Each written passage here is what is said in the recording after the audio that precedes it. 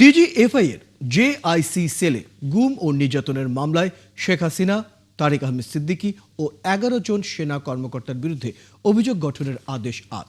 আন্তর্জাতিক অপরাধ ট্রাইব্যুনাল ১ এই আদেশ দেবেন। গুম ও নির্যাতনের এই মামলায় রোববার আন্তর্জাতিক অপরাধ ট্রাইব্যুনালে হাজির করা হয় গ্রেফতার ৩ জন সেনা কর্মকর্তাকে। বাকি আসামিরা পলাতক আছেন। আসামিদের বিরুদ্ধে এই মামলায় ৫টি অভিযোগ আনে প্রসিকিউশন। গত ৭ ডিসেম্বর অভিযোগ গঠনের উপর শুনানি করেন চিফ প্রসিকিউটর মোহাম্মদ তাজুল ইসলাম।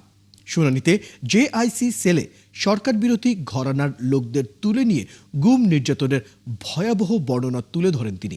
একই সঙ্গে ২০১৫ সালের ২২ অক্টোবর থেকে ২০২৪ সালের ৫ অক্টোবর পর্যন্ত গুম হওয়া ২৬ জনের বিভৎসতার সামনে আনেন। এ সময় ঘটনায় ৫টি অভিযোগ এনে এই মামলায় ১৩ আসামির বিরুদ্ধে চার্জ গঠনের আবেদন করে চিফ প্রসিকিউটর। এছাড়া আজ ট্রাইব্যুনাল ১-এর চাঙ্খারপুলে ৬ জন হত্যা মামলার দ্বিতীয় দিনে যুক্তিতর্ক উপস্থাপন ও ট্রাইব্যুনাল ২-এ আবু সাইদ হত্যা মামলার সাক্ষ্য গ্রহণ করার কথা রয়েছে।